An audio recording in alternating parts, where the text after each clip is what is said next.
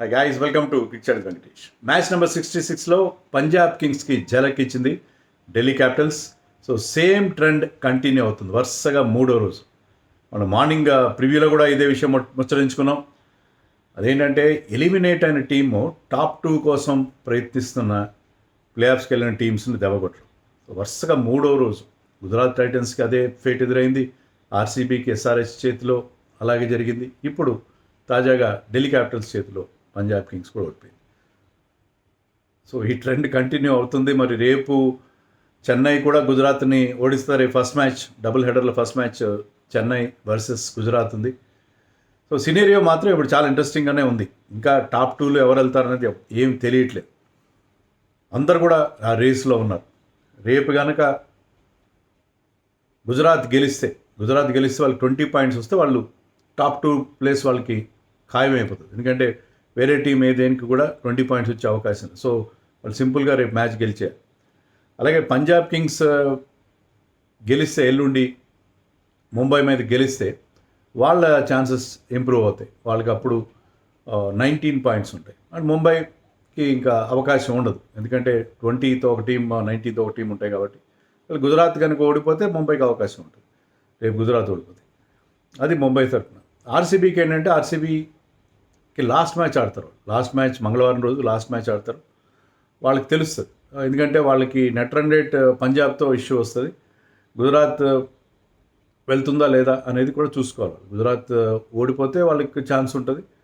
అలా కాకుండా పంజాబ్ గెలిచినా గుజరాత్ గెలిచినా కూడా వాళ్ళకి ఎప్పుడు ఛాన్స్ ఉంటుందంటే వాళ్ళు లాస్ట్ మ్యాచ్ అగేన్స్ట్ లక్నో గెలవాలి. నెట్ రన్ రేట్ కూడా ఇంప్రూవ్ చేసుకోవాలి. పంజాబ్ కూడా 19 పాయింట్స్ వస్తే వాళ్ళకి కూడా 19 పాయింట్స్ వస్తాయి in case Punjab wins the match. So వాళ్ళకి అవకాశం ఏంటంటే వాళ్ళకి ఎంత నెట్ రన్ రేట్తో ఎంత మార్జిన్తో గెలవాలనే వాళ్ళకి ఆ టార్గెట్ తెలుస్తుంది. కాబట్టి వాళ్ళకి కొంత అడ్వాంటేజ్ ఉంటుంది. కొంచెం కాంప్లికేటెడ్గా ఉంది సినేరియో, బట్ స్టిల్ అన్ని టీమ్స్ 4 టీమ్స్కి కూడా అవకాశం ఖచ్చితంగా ఉంది to reach the play offs. అది సినేరియో. సో ఢిల్లీ క్యాపిటల్స్ ఇంతకుముందు 7 మ్యాచెస్లో ఒక్క మ్యాచ్ మాత్రమే గెలిచిన ఢిల్లీ క్యాపిటల్స్ ఈ మ్యాచ్లో పంజాబ్ని ఓడించేసింది. దానివల్ల ఏంటంటే మనకు అర్థమవుతుంది, మామూలుగా చెప్తాం కదా, pressure will do funny things అని చెప్పి. అలాగే lack of pressure also will do funny things. Pressure లేకపోతే ఎంత బాగా ఆడతారు, ప్రెషర్ లేని టీము ఎంత బాగా ఆడుతుంది అనేది ఢిల్లీ క్యాపిటల్సే ఉదాహరణ. ఎందుకంటే 207 వాళ్ళ టార్గెట్. పిచ్ అంత ఈజీగా లేదు. పిచ్ కొంచెం స్టాపింగ్ అండ్ కమింగ్ ఉంది ఆ పిచ్. అలాంటి పిచ్ పైన, అంటే అంత ఈజీ బ్యాటింగ్ పిచ్ ఏం కాదు. ఆ పిచ్ పైన వాళ్ళు చాలా ఫ్రీ ఫ్లోయింగ్ బ్యాటింగ్ చేశారు. అందరూ కూడా ఎవ్రీబడి మినిమం 23 వాళ్ళ captain ఫ్యాఫ్ du Plessis acting captain. So అందరూ కూడా కాంట్రిబ్యూట్ చేశారు. సో ప్రెషర్ లేకపోవడం అనేది ఎంత ఇంపార్టెంట్ అనేది తెలిసింది. ఇంకోటి ఏంటంటే కాన్ఫిడెన్స్ అనేది ఎంత ముఖ్యం. ప్రెషర్ లేకపోవడం, కాన్ఫిడెన్స్ అంత ముఖ్యం. ఎందుకంటే స్వస్తిక్ చికారా అని గుర్తుకొస్తుంది. సమీర్ రిజ్వీ, వీళ్ళిద్దరు కూడా యూపీ లీగ్లో ఆడారు. సమీర్ రిజ్వీ లాస్ట్ సీజన్ చెన్నైకి ఆడాడు, 8 మ్యాచ్లు ఆడాడు, 21 ఎంతో హై స్కోర్ అతనికి. అంటే కొంచెం లేట్గా అవకాశం చివరిలో వచ్చేవాడు. ఛాన్సెస్ ఇచ్చారు చెన్నై, ఇవ్వలేదని కాదు. 8 మ్యాచ్లు ఆడిచ్చారు, రన్స్ చేయలేదు. ఈ సీజన్లో కూడా ఫస్ట్ 2 మ్యాచెస్ ఆడాడు అతను. ఏప్రిల్లో ఆడినట్టుగా ఉన్నాడు ఢిల్లీ క్యాపిటల్స్, కానీ ఒక 20 చేశాడు. కానీ లాస్ట్ మ్యాచ్లో తక్కువ స్ట్రైక్ రేట్తోనే 39 చేశాడు ఢిల్లీ క్యాపిటల్స్.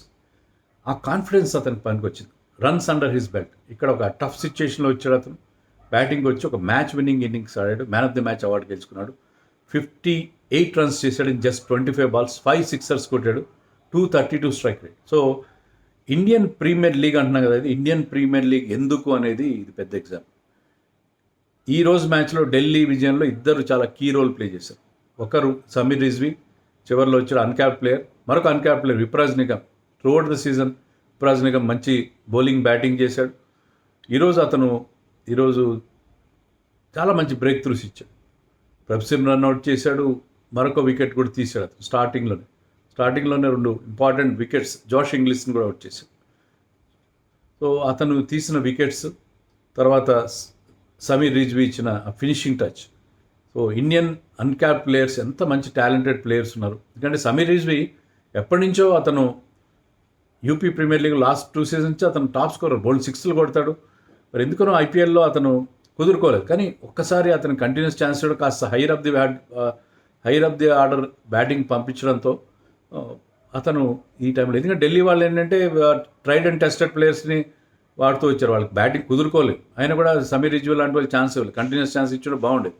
కానీ ఇప్పుడు ఎలాగో టీమ్ ఎలిమినేట్ అయిపోయింది కదా, అతను కొంచెం నెక్స్ట్ సీజన్ మనకు వస్తాడని కాస్త ఎర్లీగా పంపించారు. అది సో యంగ్స్టర్స్ని ఎలా గ్రూమ్ చేయాలి, ఎలాగ వాళ్ళకి బ్యాక్ చేయాలనే దానికి అదందరికీ కూడా lesson. So Sameer Rizvi he's been wonderful talent. So ఇలాంటి టాలెంట్ మనకి ఇప్పుడు బ్రహ్మాండంగా అంది రావడం అనేది చూసాం. So Sameer Rizvi played blinder of an innings, ఆ పిచ్ పైన అలాంటి ఇన్నింగ్స్ ఆడడం. అలాగే Karun Nair also celebrated his return to test cricket. 8 ఏళ్ల తర్వాత అతను టెస్ట్ క్రికెట్లో టీంలోకి వచ్చాడు. 11లోకి వస్తాడో లేదో మనకు తెలియదు, కానీ అతను ఐపీఎల్లో కూడా ఫస్ట్లో ఒక 80 కొట్టాడు, తర్వాత అంత గొప్పగా ఆడింది లేదు. కానీ ఈరోజు ఒక 44 చేసిన 27 balls 162 స్ట్రైక్ రేట్. అతను కూడా చాలా మంచి ఇన్నింగ్స్ ఆడాడు. మిడిల్ ఓవర్స్లో అతను చేసిన కాంట్రిబ్యూషన్ కూడా ఢిల్లీకి బాగా పనిచేసింది. సో ఢిల్లీ టాస్ గెలిచి ముందుగా ఫీల్డింగ్ ఎంచుకుంది. స్టార్టింగ్లో వాళ్ళకి ప్రియాన్ షారియర్ డేంజర్ మ్యాన్, ఎందుకంటే రద్దయిపోయిన మ్యాచ్లో అతను 70 కొట్టాడు. అతన్ని Mustafizur also bowled well, 3 wickets తీశాడు. ముస్తఫిజుర్ అవుట్ చేశాడు. అతని వేరియేషన్స్ ఉంటాయి కదా. తర్వాత Josh Inglis and Prabh Simran మధ్య ఒక మంచి పార్ట్నర్షిప్ చూసాం. కానీ జాష్ ఇంగ్లీష్ని చెప్పినట్టుగా విప్రాజ్ నిగమ్ కొన్ని రన్స్ ఇచ్చినా సరే అతను చాలా తెలివిగా pitched it down the leg side. అతను పెద్ద షాట్ కోసం వెళ్ళి was out stumped. And Prabh Simran మామూలుగా అంతకుముందు బౌండరీ విత్ క్రికెటింగ్ షాట్ కొట్టాడు. మళ్ళీ అనవసరమైన ఒక ప్రీమెడిటేటెడ్ స్కూప్ షాట్ ఆడబోయే ప్రయత్నంలో అతను క్లీన్ బౌల్డ్ అయిపోయాడు. వాళ్ళకి వికెట్స్ రెగ్యులర్ ఇంట్రెస్ట్లో పడతాయి. బట్ శ్రేయస్ అయ్యర్ అద్భుతమైన ఇన్నింగ్స్ ఆడాడు. 53 with 156 strike rate. So middle ఓవర్స్లో స్పిన్నర్స్ని ట్యాకిల్ చేయడం, మిడిల్ ఓవర్స్లో మంచి షాట్స్ కొట్టడం అతని నుంచి మనం చూసాం. కానీ తర్వాత మిగతా ఎవరు కూడా పెద్ద సపోర్ట్ ఇవ్వలేదు మనకి. మామూలుగా వీళ్ళు టీంలో బాగా ఆడుతున్న నెహల్ వడేరా కానీ శశాంక్ సింగ్ కానీ వాళ్ళు పెద్దగా రన్స్ చేయలేదు. సో వాళ్ళ లాస్ట్లో కాస్త తడబడ్డారని అనిపించింది. కుల్దీప్ యాదవ్ కూడా 2 వికెట్లు వచ్చినాయి చివరిలో. ఈవెన్ శ్రేయస్ కూడా అతను అవుట్ చేశాడు. మరి 170, 180 మాత్రం చేస్తారనుకుంటే స్టాయినస్ వచ్చి ఒక బ్రహ్మాండమైన ఫినిషింగ్ టచ్ ఇచ్చాడు. 275 స్ట్రైక్ రేట్తో 4 సిక్సర్లు బాధేసి 3 4లు కొట్టి 16 balls 44 runs చేశాడు. సో దానివల్ల వాళ్ళకి 200 క్రాస్ అయింది, లేకపోతే అది 200 వచ్చేది కాదు. స్టాయినస్ ఒక బ్రహ్మాండమైన ఫినిషింగ్ టచ్ ఇచ్చాడు, కొత్త మెరుపులు అందించాడు. దాంతో 206 చేశారు. 206 for 8. The kept on losing wickets, but ఆ రన్స్ కూడా అలాగే ప్రతి ఫేజ్లో కూడా వాళ్ళు అరౌండ్ 9-10 ఆ రన్ రేట్ మెయింటైన్ చేస్తూ వచ్చారు. చివరిలో వాళ్ళకి రావాల్సిన ఫైనల్ కిక్ అనేది స్టాయినస్ అందించాడు. బౌలర్స్లో విప్రాజ్కి 2, కుల్దీప్కి 2, ముస్తఫిజుర్కి 3 వికెట్లు వచ్చినాయి. సో పెద్ద target. But Rahul started off very well. Rahul చాలా ఫ్లూయెంట్గా కనిపించాడు. చాలా మంచి క్లాసీ షాట్స్తో 21 balls 35 చేశాడు. మంచి 160+ strike rate. And Faf du Plessis పెద్ద ఫామ్లో లేడు. ఫ్యాఫ్ డూ ప్లెసీ అతనే ఈరోజు లీడ్ చేశాడు, ఎందుకంటే ఇంతవరకు ఇంకా కోలుకోలేదు అక్షర్. సో ఫ్యాఫ్ డూ ప్లెసీ కూడా అతను మంచి సపోర్ట్ ఇచ్చాడు. 23 చేసి ఇద్దరు మధ్య ఒక 50 runs పార్ట్నర్షిప్ చూసాం ఓపెనింగ్ వికెట్కి. సో దాంతో ఏంటంటే మంచి స్టార్ట్ దొరికింది. బట్ రాహుల్ ఇంకో పెద్ద షాట్ కొట్టే ప్రయత్నం అవుట్ అయ్యాడు. ఫ్యాఫ్ కూడా అవుట్ అయిపోయాడు. But Karun Nayar batted beautifully. Sediqullah Atal అనే ఒక అఫ్ఘాన్ బ్యాట్స్మెన్ ఆడించారు. మామూలుగా ఆఫ్ఘనిస్తాన్ నుంచి ఆల్రౌండర్స్, కీపర్స్, బౌలర్స్ ఎక్కువగా చూస్తాం మనం, మెయిన్గా బౌలర్స్ చూస్తాం. కానీ ఒక స్పెషలిస్ట్ బ్యాట్స్మెన్, మంచి స్ట్రైక్ రేట్ ఉన్న ప్లేయర్, అతను కూడా పర్లేదు. ఒక ఇన్నింగ్స్ ఆడాడు కరుణ్ నాయర్తో ఒక పార్ట్నర్షిప్. అతను అవుట్ అయ్యాడు. అతను ఎప్పుడు అవుట్ అయ్యాడు? 11th ఓవర్లో అవుట్ అయిన ఓవర్లో అటల్ అవుట్ అయ్యాడు. ఆ ఓవర్లో మామూలుగా వికెట్ పడిన ఓవర్లో చాలా తక్కువ రన్స్ వస్తాయి. కానీ కరుణ్ నాయర్ అదే ఓవర్లో ప్రవీణ్ దూబే అని ఒక లెగ్ స్పిన్నర్ని వాళ్ళు యూజ్ చేశారు. అతని బౌలింగ్లో 4 4లు కొట్టాడు. అక్కడ మళ్ళీ మొమెంటం వాళ్ళ వైపు వచ్చింది. 4 4లు కొట్టేసరికి మళ్ళీ రన్ రేట్ బెటర్ అయింది. ఎందుకనో చహల్ని ఆడించలేదు. ఇంజరీ ఉందా, లేకపోతే దూబేని ట్రై చేద్దాం, అతనికి ఎక్స్పీరియన్స్, అతన్ని చహల్ని ఆడించాల్సింది. బహుశా నెక్స్ట్ మ్యాచ్లో చహల్ ఖచ్చితంగా ఉంటాడు. చహల్ని ఆడించకుండా ఇంకొక అన్క్యాప్డ్ లెగ్ స్పిన్నర్ని తీసుకొచ్చారు. సో అది మేబీ రాంగ్ డెసిషన్ అయి ఉండొచ్చు. సో అతను 2 ఓవర్లు వేసాడు. 2 ఓవర్లో కూడా కొంచెం ఎక్స్పెన్సివ్ అయ్యాడు, ముఖ్యంగా ఈ పర్టికులర్ ఓవర్లో. సో లాస్ట్లో కొంచెం టైట్ అయింది. సమీర్ రిజ్వీ ఇచ్చాడు స్టార్టింగ్లో, అతను కూడా కొంచెం స్లో అయ్యాడు. లాస్ట్ 4 ఓవర్స్లో కరుణ్ నాయర్ అవుట్ అయ్యేసరికి, Karun Nayar think 16th over last బాల్కి అవుట్ అయ్యాడు. లాస్ట్ 4 ఓవర్స్లో 48 రన్స్ కావాలి. కరుణ్ నాయర్ రాంగ్ టైంలో అవుట్ అయ్యాడు.